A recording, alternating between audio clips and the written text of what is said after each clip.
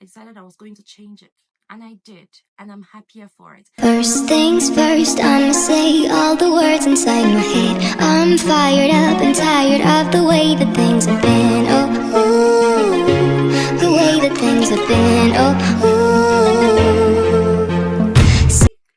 Hey there, welcome back to my YouTube channel. My name is Pekilia Chamaka Ibiabuchi, but I prefer to be called Ami, which is why this channel is called Love Life with Ami. If you have come across my video before, you know that this is different because I changed the name after a while, and I haven't posted in a while, in a very long while, if I'm being honest, because life got busy. I got busy. I wasn't able to create content, and then a lot of stuff happened, but this is not the reason why I'm sharing this video today. I'll probably share an update of what life has been so far in another video. But today, I just felt like this is the perfect time to come back online here on YouTube to just share with you guys my heart and to share with you what I've learned so far and just what we are to expect in 2024. So basically, from the title, you can already see that this is a video about things that need to end in 2023. Please do not take them into 2024. We need to change, we need to do things differently. And this is because, like, I've watched it and I've seen that for me personally, life is to be enjoyed. Life is not that deep. Yes, there are deep things that happen in life, but I feel like life really needs to be enjoyed. We need to really sit back and enjoy. And one of my go to slogans in life is live and let live. Yes, live and let live. Life is beautiful. Enjoy life. And that is what I am looking to do in 2024. And I hope that you will do the same. So I have a list. I have a very comprehensive list that I have put together for you guys for 2024. And I'm going to be starting with the very first one.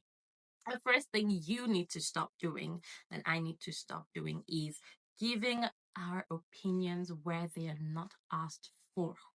Everybody has an opinion, but for God's sake, why do you feel the need to always share your opinion with everyone? It's not a bad thing to have an opinion, but you really do not need to share it with everybody, especially in places where one, they're not needed, two, you do not have the influence to actually be listened to, three, where the person has clearly not asked for your opinion. For example, someone is doing something with their lives, or somebody posted something on social media about their life, and somehow you feel the need to share your 2 cents. Literally, that's all it's worth. 2 cents. That's what your opinion is worth, especially if it's something hateful that you're saying, that your opinion is hateful, it's not in agreement with what somebody else is doing with their lives. Well, guess what? It's their life, not yours. So why don't you focus on you and let them do that? I'm sure they have people that love them, they have friends that tell them stuff, or that when they need someone's opinion, they have people they can ask. So people, we really need to stop sharing our opinion where it's not needed. Not everybody wants to hear your 2 cents. So please learn to keep your mouth shut sometimes. Okay. If you don't enjoy something, if something is not your thing, so to speak, scroll past it. You don't have to say something about it. You don't have to have an opinion about every last thing around you. So please stop that in 2023. Moving into 2024, learn to mind the business that pays you. The next thing is making other people's social media posts about you. I mean, someone is out there talking about something that affects their life or something they're doing, and then you go down to the comments and you're saying, well, if it were me, well, honey, it's not you. First of all, it's not you, it's not your life. So you shouldn't be making other people's posts about you. Someone posts something about, maybe, oh, I have this health challenge that when I do this, this happens to me. And then you see people talking about, oh, when I did that, this was what happened. Honey, it's not you. It's like literally the person talked about themselves. This is their lives. Why are you talking about yourself? Or instances where people say things like, oh, I found a hack for doing this and doing that. And then people who it doesn't affect in any way. Let me use an example. This is not very particular. I'm just using an example because it's the only thing that's coming to my head, where that somebody is saying this is how to prepare the best meatloaf or the best beef jerky. And then someone is there and going, oh, what about vegans?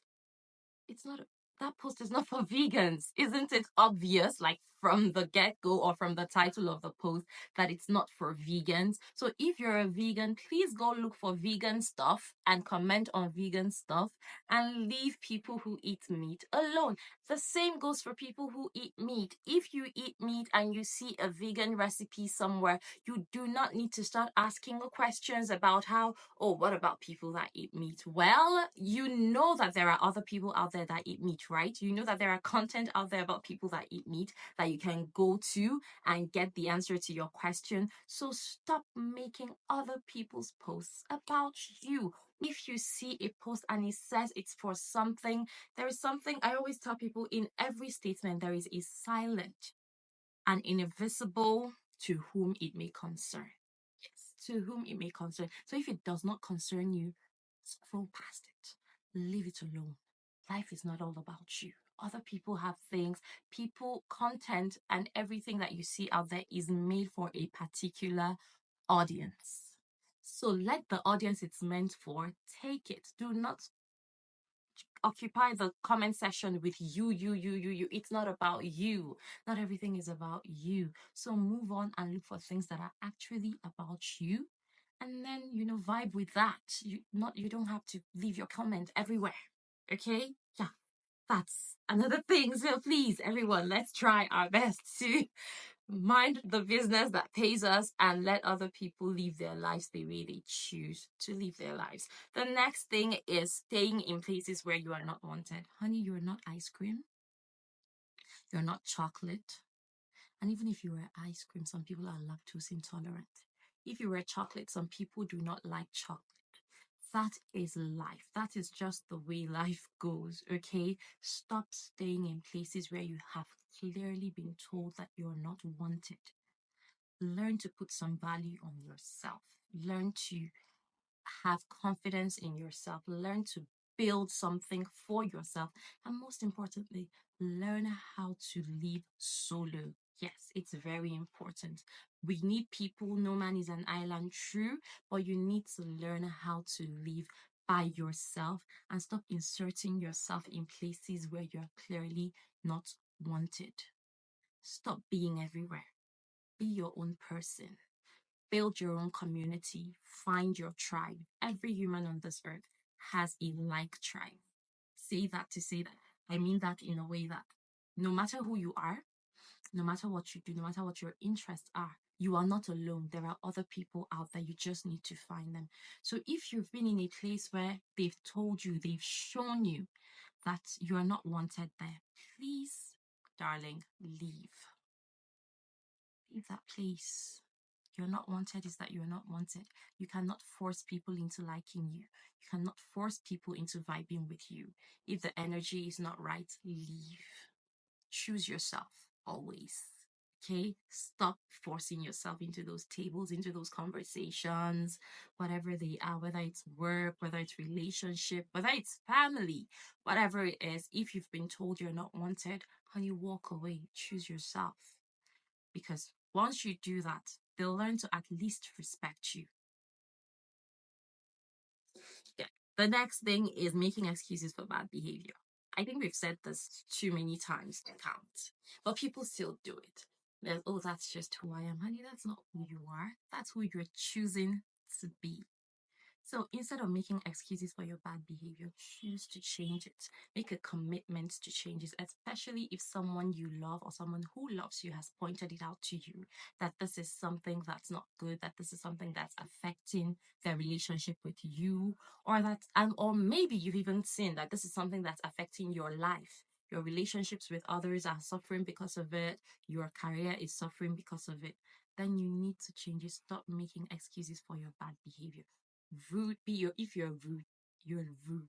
You need to work on that. If you're always late, that's a bad thing. You need to work on that. If you're constantly making things about yourself, that's a bad thing. You need to work on that. So there are a lot of bad behaviors that we've been making excuses for, and it's time to drop it. Drop it. You're not getting any younger. As the years go by, you're not getting any younger, and people are less tolerant the older you are. So please stop making excuses for your bad behavior in 2024. Let that end in 2023. In fact, what I'm going to say to you is before 12 midnight on the 31st of December, I want you to sit and make as many excuses as you can possibly think of for your bad behavior. Make all the excuses that come to your mind so that you can move into the new year thinking of ways to work on it.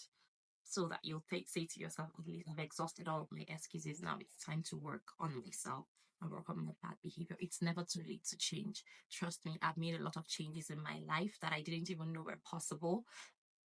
But because I was tired of always being this person that was never satisfied or pessimistic or whatever it was that I noticed about myself, I decided I was going to change it. And I did. And I'm happier for it. And the people around me can see it, that I put a lot of work into myself, into becoming the person that I am today. I'm much happier. I have much better relationships. My life is just amazing right now. It's not perfect, but it's amazing. I'm happier, and the people around me are much happier because I made the decision to make a change rather than make an excuse. So do the same for yourself, and trust me, you will thank yourself for doing it. The next thing is doing wife or husband duties when you're simply just a boyfriend or girlfriend. This has been said so many times, but it seems like no one is listening. You guys, you need to stop. If he is not your husband, stop acting like he is. If she's not your wife, stop acting like she is. Stop taking on responsibilities that should be meant for a husband or a wife when you're simply just in the boyfriend girlfriend stage. Yes, I understand that what works for one will not work for the other. Everybody's relationship is different. Now, I'm not saying this to say that, oh, because, they will not marry you in the end. No, it works out for some people. But the truth at the end of the day is not is that it's not what you did. It's not the wifely duties or husband duties you did that made that person end up marrying you. It was simply because they chose you. At the end of the day, they chose you. So to reduce the number of heartaches and the number of complaints we hear constantly about how, oh, after everything I did for him or after everything I did for her, the fact is relationships can be temporary. Not every relationship is going to end up in marriage. So um stop putting yourself so much or involving yourself so much in that relationship that when it ends, you become a shadow of yourself or you lose yourself. There's something my mom told me recently. She said we say it in the Igbo language, something about I don't know how to, I think that's how she said it, but that simply means like things that are done in the boyfriend girlfriend stage should end in the boyfriend girlfriend stage. So, for example, if you're doing stuff for your boyfriend or doing stuff for your girlfriend, you should be doing those things with the mindset that this person is simply my boyfriend, my girlfriend. This is the person in my life right now. I love them. And for that, I want to do these things for them. Do not do it with the mindset that, oh, this person is going to marry me because I'm doing these things, because you're just going to end up hurting yourself if it does not work out. So simply learn how to be a boyfriend and girlfriend. Stop skipping the stages. Be a girlfriend when you're a girlfriend. Be a boyfriend when you're a boyfriend. Stop paying the girl's school fees hoping that she's going to end up marrying you. She might change her mind. If you are really just a generous, benevolent person that wants to just help her out, do it, knowing that she might change her mind and you guys might not end up married. Because if you do it thinking that she's going to marry you at the end of the day and then she changes her mind, you're going to be shattered. So if you know that you're not going to be able to detach the expectation of a marriage from doing stuff for the person you're in a relationship with, then don't do it. Really don't. And I said something a few years ago and I'm still going to say it here. Marriage, There are so many ways to say thank you, but marriage is not one of them. I hope that sinks in. Yes, there are so many ways to show gratitude to someone who has helped you. There are so many ways to say thank you to someone who has been so good to you. But marriage is not one of those ways. It's not. So stop doing wife and husband things, hoping that this person will end up marrying you, because they may not. And it's their prerogative. They decide it at the end of the day. So yeah, it doesn't mean you shouldn't be committed to your boyfriend or girlfriend. You totally should be a very strong monogamist, which means that in relationships as well, it has to be one me and one you, no other person anywhere. But in that commitment, let it be that this is a relationship that we hope will end up in marriage. But we're not going to do things and try to force it to end up in marriage, especially if it seems like it's not going to. I hope you learned something from that, and I hope that you pick this up in 2024 so that we'll hear less sub stories about after everything I did for you. This is how you pay me back. Okay? Please stop doing wife and husband things when you're in. Thank you. The next thing is understanding. This one is a bit controversial, and all my life I've always run away from controversy, but the older I've gotten, the more I've realized that there are some things that just need to be said. And this one is one of those things, because I've seen too much of it going around, too much of it happening, and I feel like I just need to say it. Christianity is not by force. It's a choice. Yes. And I'm saying this as a Christian. Not just as a Christian because I go to church or anything, as a Christian who actually loves God and lives by the dictates of the Bible. And every time I've read my Bible, every time I've read the teachings of Jesus, one thing I've seen clearly stated is that the walk of faith is a choice. Do not try to force it on everybody. Do not try to force your beliefs on other people. You have to understand that people have the right to choose. And I'm also saying this to those who grew up going to church and therefore are now out here calling themselves Christians while clearly living a life that is not Christian. Instead of doing that, why don't you clearly decide that you're either an agnostic or an atheist? Christianity is not by force. You can be a traditionalist, you can be an atheist, you can be an agnostic. As long as you respect other people's beliefs, please do it with your full chest. Stop confusing yourself and other people by calling yourself a Christian, and then people are out there saying, because you call yourself a Christian, you go to church, but like the life is not, it's not given Christian at all. So please make up your mind. Decide what you want to be. If you're going to be a Christian, here is an example. How do you write your WAEC or NECO or SATs, depending on the country you're in? You apply to schools, right? And then you gain admission into those schools. And they give you like a list of things you need for your registration and then the courses you need to take. And then you decide, oh, well, I wrote the exams, I got the admission, but I'm not going to do any of these things. What do you think is going to happen to you? You're going to get expelled eventually. So that's the same thing. You cannot call yourself a Christian and decide to handpick what you do and what you will not do as a Christian, because this one pleases you and this one does not. No. You come into Christianity, and then you follow the life of Christ. That's what shows that you're a Christian. I'm saying this to say that if truly the things that the Bible says are not things that you're okay with, why don't you take a step back and ask yourself if you truly want to be a Christian, or if there's something else you can explore? Yes, I believe that Christ is the only way to go to heaven, and I wish above everything else that every human being on this planet comes to the knowledge of Jesus Christ. But I cannot force you to do that. You can choose to take another path. All I can do for you is pray for you. And I hope that everybody can understand that. So please, please, please, please, do not try to force your faith on other people. Do not try to force the beliefs we have as Christians on other people, especially if they've stated clearly that they do not agree with this way of life, then you should respect what they believe in and just let them be and pray for them if you truly care about them. And if you're a Christian, or if you call yourself a Christian, then please try your best to live the Christian life. It's not an easy life. That's why it's a calling. That's why it's a choice. It's not an easy life, but it's a very simple life. That's what I'll tell you. I don't know how to explain that, but that's how I've always understood it. It's not an easy life, but it's very simple. The rules are clear. The law is clear. Not the law, because we no longer live by the law. But what I'm trying to say is, like, the way to go about it is very clear.